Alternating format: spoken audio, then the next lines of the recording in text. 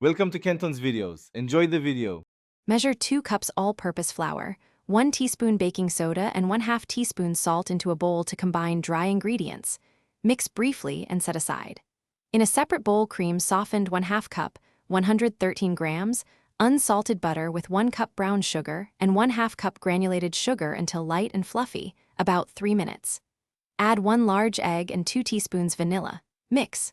Stir in 1 cup chocolate chips. Set oven to 350 degrees F, and line 2 baking sheets with parchment. Cream butter and sugars about 3 minutes until light and fluffy to incorporate air for tender texture.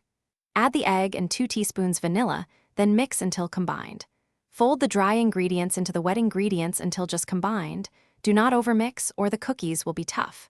Stir in 1 cup chocolate chips by hand so they distribute evenly.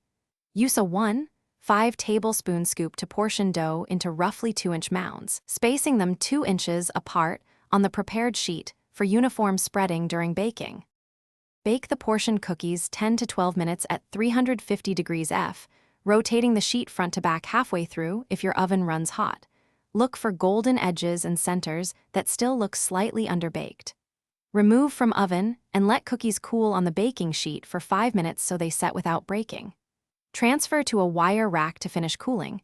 This preserves chewiness in the centers. Store cooled cookies in an airtight container at room temperature for up to 5 days, or freeze for up to 3 months for longer storage. Thanks for watching. Consider subscribing if we helped you.